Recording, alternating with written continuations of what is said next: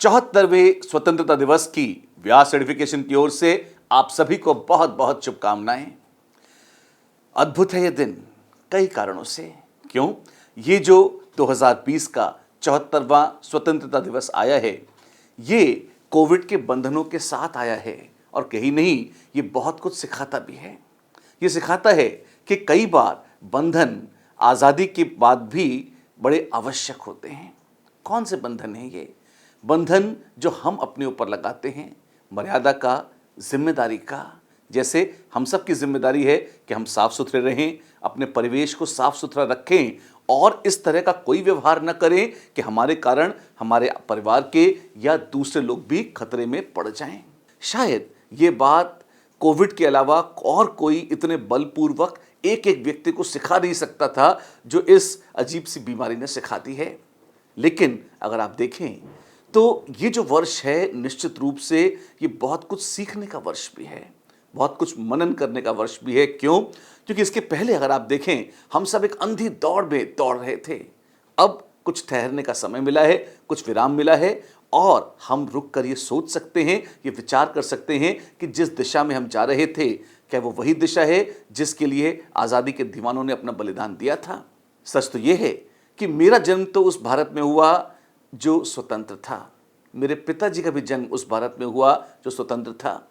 जैसे जैसे वर्ष बीतते जा रहे हैं, हो सकता है हमारे मन से ये स्मृतियां बाहर होती जाएं कि पराधीनता भी कोई शाप होता है, परतंत्र रहने का क्या अर्थ होता है, उसकी कैसी कीमत चुकानी पड़ती है और उससे मुक्ति के लिए जो संघर्ष पूरे देश ने किया, एक एक परिवार ने उसकी क्या कीमत चुकाई, ये धीरे धीरे, सच तो ये है, हम भूलते जा रहे हैं।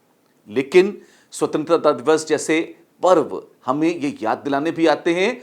और अगर मैं एक बहुत अच्छे लेखक हैं नरेंद्र कोहली, उनको उद्धृत करूं तो वो कहते हैं कि स्वतंत्रता प्राण देकर प्राप्त होती है और प्राण देकर ही उसकी रक्षा करी जाती है।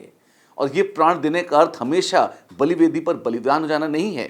हाँ, ये अर्थ जरूर है कि अगर बलिदान देने का मौका आए और हम चूक गए, हम डर गए, तो हम स्वतंत्र नहीं रह पाएंगे। लेकिन उसके साथ साथ ये भी है कि सिर्फ प्राण ही नहीं देने होते, कई बार समय देना होता है, ध्यान देना होता है, अपनी ऊर्जा देनी होती है, सम्मान देना होता है, अपने कर्म और भावना के साथ, निष्ठा के साथ जुड़ना या इन सब का भी समर्पण देना होता है। अगर हम ये भी कर पाते हैं तो भी आप पाएंगे कि आपने अपनी इस पवित्र मातृभूमि की स्वतंत्रता में अपना योगदान दिया है। कई बार बच्चे सोचते हैं, पूछते हैं कि अब तो आज़ादी मिल गई, अब हम क्या करें? अब हम तो आज़ादी की लड़ाई तो लड़ नहीं सकते, तो क्या सड़क पर निकलकर जिंदाबाद मुर्दाबाद करेंगे? सड़क पर निकलकर आंदोलन करना किसी की विवशता हो सकती है, लेकिन वो आज़ादी की लड़ाई ही है, ऐसा नहीं है। सच तो ये है कि आप अगर अपनी जिम्मेदारी को समझें, अपने कर्तव्य को समझें, समझें कि ये आज़ादी सॉरी आप समझें कि ये आज़ाद हवा जिसमें आप सांस ले रहे हैं, ये सहज उपलब्ध नहीं हुई है। आप अगर आज से 80-90 बरस पहले पैदा हुए होते तो जिस उम्र में आप अपनी पढ़ाई कर रहे हैं, बोर्ड की पढ़ाई कर रहे हैं, आईडीजे या नीट की पढ़ाई कर रहे हैं या अपनी आंखों में आगे बढ़ने के प्रगति के सपने लेकर जी रहे हैं, उस परिवेश में 80 साल पहले हो सकता है अंग्रेज आपका पीछा कर रहे होते, आप उनका पीछा कर रहे होते, गलियों में दौड़ रहे होते, स्वतंत्रता के संग्राम में खुदीराम बोस की तरह कूद पड़े होते और आत्म बलिदान देने पर विवश हो गए होते। हो सकता है आप कहें कि इससे तो गुलामी अच्छी थी। ऐसे कभी कभी स्वर मुझे सुनाई देते हैं और बड़ा आश्चर्य होता है। लेकिन ध्यान रखिएगा, जब पाप और दमन चक्र अपना बल प्राप्त करते हैं तो वो कहीं रुकते नहीं हैं। अगर आप अपने घर में छुप कर बैठ भी जाएंगे तो आपको घर से खींच कर निकाल लिया जाएगा और वो सारी प्रताड़ना, वो सारा दंड चक्र आप पर भी उतना ही लागू होगा जितना किसी भी दूसरे पर लागू होता है।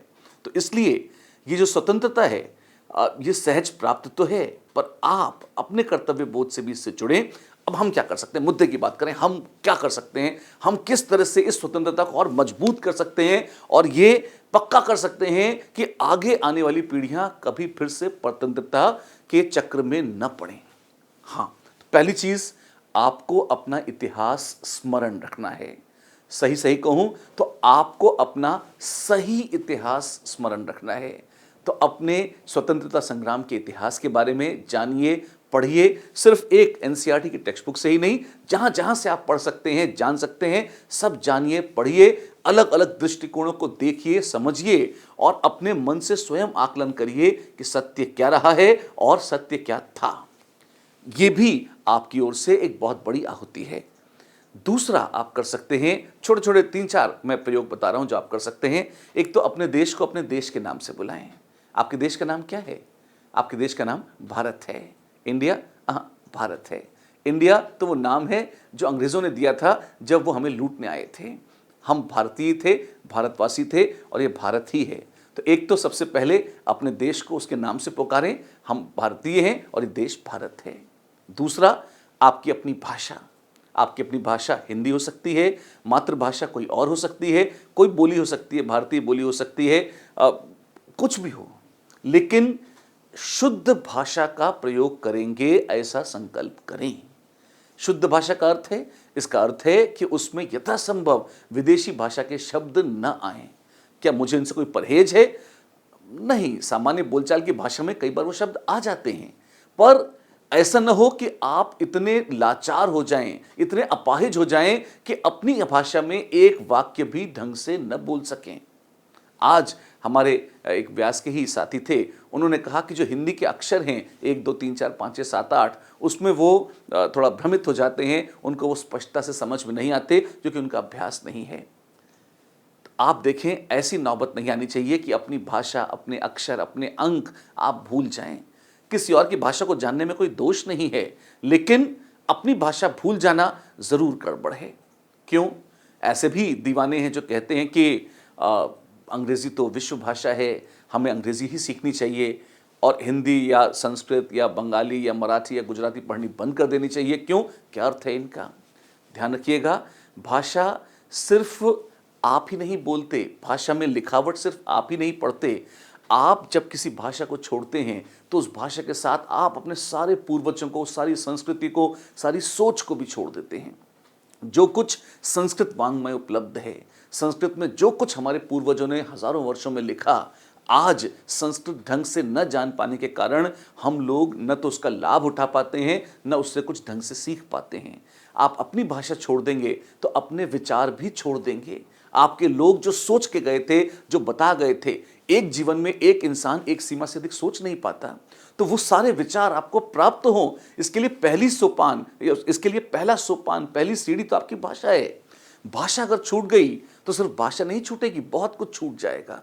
तो ये सच है, व्यापारिक भाषा के रूप में आप कुछ भी सीखें, अंग्रेजी सीखें, जर्मन सीखें, फ्रेंच सीखें, चाइनीज सीख लें, वो आपकी अपनी श्रद्धा है, लेकिन अपनी भाषा लिखना, पढ़ना, बोलना स्पष्टता के साथ आपको आना चाहिए। उसे बोलें, लिखें, सुने और सुनकर जहां अच्छी सुनाई दे वहां प्रसन्न भी हो और तारीफ भी करें।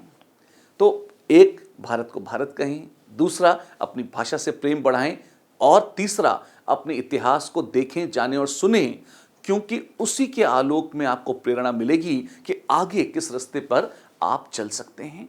कई बात सही रुकेंगे, सही बात तो यह है कि बहुत सारी ऐसी गलतियां हैं जो हमने ऐतिहासिक रूप से करी हैं। इतिहास का जब हम मनन करते हैं तो ये हमें सीखने को मिलता है कि हम आगे जिस रास्ते को चुन रहे हैं, जिस मार्ग पर चल रहे हैं, उसमें कहीं वो गलतियां दोहरा नहीं जाएं। गलतियों को दोहराना वैसे हमारी आदत रही है, हम बार बार ऐतिहासिक रूप से अपनी गलतियां दोहराते आए हैं, गलतियां कर कर के भी कुछ नहीं सीखते। इसलिए आइए संकल्प लें कि हम वो सब सीखेंगे जो सीखने योग्य है। मेरा भारत बदल रहा है, नई शिक्षा नीति नए भारत के सपने को लेकर आई है, और सच तो ये है, ये ऐसा सपना है जो हम सब ने देखा है और पिछले 25 वर्षों तक और सच तो ये है कि ऐसा सपना है जो हम सब ने तो देखा ही है, पिछले 25 वर्षों से इसने कभी मेरा पीछा नहीं छोड़ा। अब व्यास सर्टिफिकेशन के माध्यम से हमारी अपनी छोटी सी कोशिश है, पर हम कोशिश कर रहे हैं कि ये एक बहुत बड़े शैक्षणिक आंदोलन में परिवर्तित हो जाए कि हम भारत के कोने कोने से श्रेष्ठ विद्यार्थियों को और अति श्रेष्ठ शिक्षकों को जोड़ें। हर वर्ग के, हर विधा के, हर क्षेत्र के शिक्षक हमारे साथ जुड़ें। यही नहीं, जो उनके विशेषज्ञ हैं वो जुड़ें। हो सकता है वो शिक्षण न करते हों, लेकिन अगर वो अपनी विशेषज्ञता सिखाना चाहते हैं तो हम चाहते हैं कि हम ज्ञान के एक ऐसे अद्भुत आधार का माध्यम बने जो इस नए भारत को जन्म दे सके, रास्ता दिखा सके, रास्ते के साथ पग से पग मिलाकर बढ़ सके और हम सब एक साथ उद्घोष कर सकें, जय हिंद, जय हिंद।